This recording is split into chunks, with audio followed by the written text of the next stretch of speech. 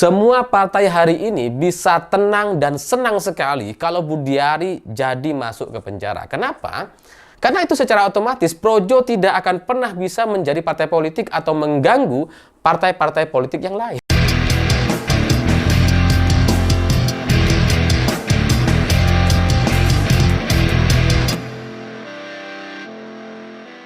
Selamat malam semuanya. Cerita soal judi online di Indonesia nampaknya sedikit lagi akan mencapai puncaknya, akan menyeret orang yang sangat punya pengaruh dan kuasa di Indonesia, dan selanjutnya kita bisa menunggu apakah ini benar-benar akan diberantas secara keseluruhan atau beberapa masih akan dilindungi. Karena ketika Profesor Mahfud MD sudah mengatakan bahwa polisi seharusnya sudah memeriksa Budiari. Bagi saya pribadi, pernyataan Pak Mahfud ini biasanya adalah kode-kode gitu ya. Jadi kalau Pak Mahfud bilang ini tolong diperiksa, biasanya udah tersangka gitu statusnya gitu. Atau disiapkan untuk menjadi tersangka. Jadi dari banyak kasus, dari banyak pengalaman yang pernah disampaikan oleh Profesor Mahfud MD, itu biasanya benar kejadian. Jadi Pak Mahfud ini seperti menjadi pintu pembuka atas kasus-kasus yang ada di Indonesia. Jadi kalau Pak Mahfud sudah bilang, ya periksalah Budiari. Karena dialah jantung dari segala masalah soal judi online di Indonesia, karena belakangan diketahui staf kementeriannya melindungi situs-situs judi online. Jadi ya saya curiga itu adalah tanda-tanda untuk menyeret Budiari ke penjara. Apalagi pernyataan dari Kapolri belakangan juga sudah jauh lebih maju gitu ya. Jadi Kapolri ketika ditanya soal potensi untuk memanggil dan memeriksa Budiari, Pak Kapolri bilang ya pasti kita akan periksa. Kalau memang dari hasil penangkapan, dari hasil pemeriksaan ada data-data yang mengarah ke sana, kita pastikan nanti akan diperiksa. Itu kan artinya ya udah dikit lagi. Jadi penangkapan judi online di Bekasi kemarin ini nampaknya memang berbeda dibandingkan penangkapan-penangkapan yang lain. Karena penangkapan atau pengungkapan soal kasus-kasus judi online di Indonesia ini kan bukan yang pertama gitu ya. Sebelumnya pernah terjadi tuh, ada yang punya ruko, ada yang punya kantor gitu ya, kemudian digerebek dan ditangkap. Jadi ya sebelumnya sudah pernah terjadi, tapi baru sekarang kemudian dilacak sampai kemudian mengarah kepada staf Kementerian Kominfo yang ternyata melindungi situs-situs judi online ini. Dan ya baru sekarang nampaknya suasana atau ceritanya ini bisa mengarah langsung kepada menteri yang punya kuasa waktu itu. Sehingga ini kalau diusut dan kemudian bisa mengarah kepada menterinya, ya kayaknya udah pasti. Kalau berdasarkan pernyataan-pernyataan Pak Mahfud kayaknya udah hampir pasti. Ini kan menunjukkan bahwa penangkapan kali ini itu berbeda dan ada dorongan atau motivasi di balik itu semua gitu. Karena kalau tanpa ada dorongan secara politik untuk kemudian mengungkap soal masalah ini pasti nggak bisa gitu. Karena bagaimanapun Budiari sekarang masih jadi menteri, meskipun nggak Menkominfo lagi, tapi tetap aja menteri gitu. Jadi kalau nggak ada dorongan politik untuk mengusut dan mengungkap kasus ini nggak akan terbuka. Jadi kalau sudah kemudian diarahkan kepada staf kementerian dan sekarang juga mengarah kepada menteri yang berkuasa waktu itu, ini pasti ada pertimbangan terkait kekuatan politik yang bisa mendorong Budiari masuk ke dalam penjara gitu. Karena ya selama ini kan sudah berkali-kali terjadi gitu. Kalau yang kemarin itu ditangkap dan kemudian ada kaitannya dengan staf kementerian, pertanyaannya kan apakah yang sebelum-sebelumnya penangkapan kasus-kasus judi online sebelumnya itu nggak mengarah kepada staf kementerian? Kan mustahil rasanya gitu ya. Kalau melihat dari pola, dari cara mereka bermain dan bekerja, pastinya yang sebelum-sebelumnya juga diamankan tuh oleh staf Kementerian Kominfo gitu. Karena ya prakteknya memang seperti itu.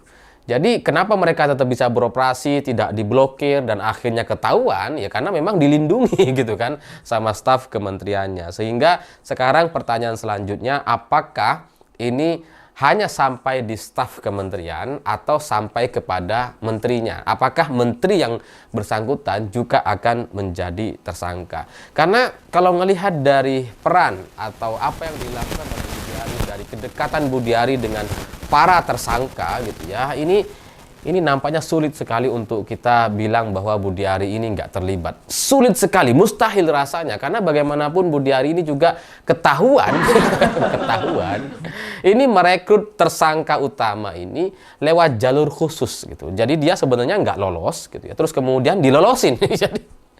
Jadi kayak ada perlakuan khusus. Dan kemudian menurut pengakuan atau cerita-cerita investigasi yang ada, ini memang para tersangka ini, belasan orang tersangka yang menjadi staf kementerian di Kominfo atau sekarang yang namanya Komdiji ini mereka menjadi seperti geng katanya gitu ya, yang menunjukkan kekuasaan, kekuatan, menunjukkan gaya-gaya hedon yang kaya raya, flexing dan sebagainya gitu ya. Jadi ya semua itu sudah terlanjur terjadi di Kominfo sebelumnya. Dan kalau ini sudah ceritanya seperti ini, maka saya yakin bahwa Kominfo atau menterinya waktu itu, yakni Budiari, itu tahu terkait situasi di dalam kementeriannya. Ya karena ya mustahil menteri nggak ngerti situasi di dalam kementeriannya. Dan apa yang dilakukan oleh para tersangka dan staf Budiari atau staf yang masuk lewat jalur khusus ini gitu ya, itu kan sudah berkali-kali menunjukkan gaya tengil dan sok-sokan di kementeriannya gitu. Dan ini bagi saya sebenarnya ini adalah praktik biasa gitu ya. Saya pernah juga menjadi bagian dari KSP tahun 2017 gitu ya sampai 2019. Ya saya ngerti lah bahwa setiap menteri itu biasanya gitu ya, kadang-kadang juga itu membawa orang-orangnya. Selalulah di semua kementerian rasanya gitu ya. Kecuali Bu Sri Mulyani atau kecuali Pak Basuki atau apapun lah. Jadi ya setahu saya memang ada banyak lah menteri-menteri itu yang membawa orang-orangnya, termasuk dulu di KSP tahun 2016-2017 gitu ya. Saya juga dengar tuh ada orang-orangnya menteri gitu ya, yang ini beda orang-orangnya dibandingkan dengan para staf yang sudah yang sudah dilantik dan sudah ada di sana menjadi pegawai di sana, itu beda lagi gitu. Jadi kadang-kadang setiap pergantian menteri gitu ya, itu setiap menteri itu bawa orang-orangnya, dan itu lumrah, wajar gitu ya.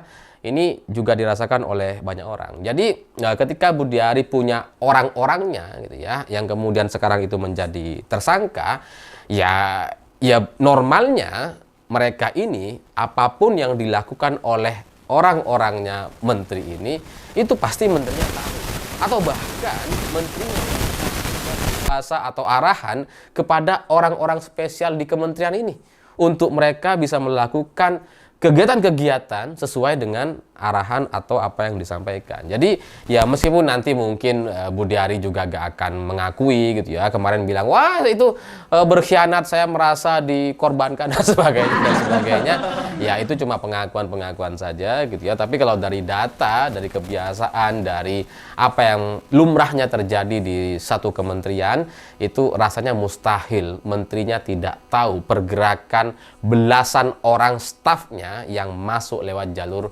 khusus tadi. Kalau 1-2 yang nakal, mungkin menterinya nggak tahu. Tapi ini belasan orang, nggak mungkin nggak tahu. Jadi kalau sudah secara kebiasaan itu bisa dilakukan, dan kemudian lumrahnya belasan orang itu pergerakannya diketahui oleh menterinya, maka ya sekali lagi itu membuat Budiari menjadi seperti di ujung tanduk gitu ya. Karena ya dia nggak punya pilihan lagi setelah ini kayaknya. Cuman secara politik ini seperti apa? Karena bagaimanapun Budiari masih menteri. Bagaimanapun dia adalah menteri Prabowo Subianto. Jadi ya sebagai presiden Prabowo mungkin juga ada keengganan lah gitu ya, menterinya masuk sebagai daftar koruptor gitu ya. Ya bagaimanapun mereka baru dilantik, kok tiba-tiba ada yang korupsi, ada yang bermasalah, itu pasti kan jadi tidak menyenangkan gitu ya. Tapi kalau kita mengacu kepada pemberitaan beberapa hari terakhir sebelum penangkapan atau pengungkapan judi online ini, sebenarnya ada satu masalah yang bisa menjadi pemicu dibongkarnya kasus judi online yang mengarah kepada staf kementerian dan Kominfo gitu ya. Karena beberapa hari sebelumnya Projo itu cukup gencar sekali untuk mempromosikan atau menyampaikan rencananya untuk menjadi partai politik. Jadi Projo yang sebelumnya itu adalah kelompok relawan gitu ya, relawan pro Jokowi, itu berencana untuk menjadi partai politik. Dan setelah itu kan coba menyenggol Pak Jokowi sebagai calon ketua umum gitu ya. Ini kayaknya coba sudah dipersiapkan bahwa Projo akan siap menjadi partai politik, dan banyak mungkin yang orang tidak sadar bahwa untuk membuat satu partai politik itu jelas butuh anggaran dan biaya yang sangat-sangat luar biasa besar gitu. Nah, kalau sudah kita melihat bagaimana PSI dengan anggaran yang sangat fantastis gitu ya, yang bikin baliho di mana-mana. Wah, dulu balihonya Grace Natali, Giring Niji itu kan wah di mana-mana, seluruh Indonesia, sampai di desa saya itu juga ada gitu ya. Fotonya Grace Natali, padahal gak ada orang tahu siapa ini gitu. Jadi PSI yang dengan segala upaya, dengan pendanaan logistik yang tidak terbatas saja, tapi kenyataannya dalam beberapa kali pemilu ternyata gagal untuk maju ke Senayan, gagal untuk lolos. Bahkan ketika Kaisang anak presiden sudah menjadi ketua umum partai, ketika balihonya sudah menyebar di ribuan titik di Pulau Jawa ini, itu ternyata tidak cukup untuk kemudian membuat PSI lolos ke Senayan. Jadi kalau Projo berniat untuk lolos ke Senayan, bukan cuma partai-partaian, menjadi partai yang punya kuasa, yang bisa mengarahkan, yang bisa berkontribusi atau memberi satu warna di kancah politik nasional, maka seharusnya biaya logistiknya itu jauh lebih besar dibandingkan PSI. Seharusnya gitu ya, kalau niat banget gitu ya. Ya kalau cuma jadi partai-partai seperti partainya Anas Urbaningrum misalkan ya nggak akan kemana-mana, nggak ada pengaruhnya juga gitu. Tapi kalau mau ikut menjadi penentu, ikut terlibat dalam politik nasional, wah itu harus luar biasa besar tuh, setidaknya lebih besar dibandingkan PSI. Nah, modal Projo untuk mendirikan partai, ya ini saya nggak tahu gitu ya benar atau enggak. Tapi saya dengar gitu dari teman gitu ya, untuk mendirikan satu partai untuk supaya bisa bersaing dengan partai-partai lain, setidaknya itu 700 miliar sampai 1 triliun persiapannya gitu ya, modal awalnya untuk kemudian bisa mendirikan partai dan bisa bersaing dengan partai yang lain. Nah, beberapa hari sebelum judi online ini diungkap, kan Projo keluar-keluar mau bikin partai politik. Setelah judi online terungkap, Projo nggak jadi lagi gitu ya. Projo nggak keluar-keluar lagi.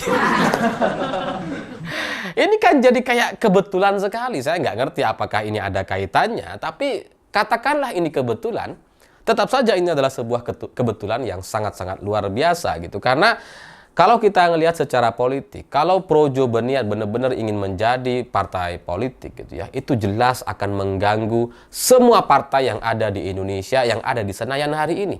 Karena mereka harus berbagi ruang dengan partai baru ini. Termasuk PSI juga gitu ya, yang berniat untuk lolos ke Senayan, yang sekarang juga masih belum lolos. Kalau Projo jadi partai, ya otomatis suara-suara yang sudah mereka dapatkan, partai-partai yang ada hari ini itu akan berbagi suara dengan Projo. Jadi ya itulah yang secara politik saya sebut ini sangat-sangat mendukung gitu ya, mendukung untuk Budi Ari segera diproses atau dimasukkan ke dalam penjara, karena dengan cara itulah itu kemudian partai politik bisa tenang gitu. Semua partai hari ini bisa tenang dan senang sekali kalau Budi Ari jadi masuk ke penjara. Kenapa? Karena itu secara otomatis Projo tidak akan pernah bisa menjadi partai politik atau mengganggu partai-partai politik yang lain. Suaranya nggak akan diambil oleh Projo.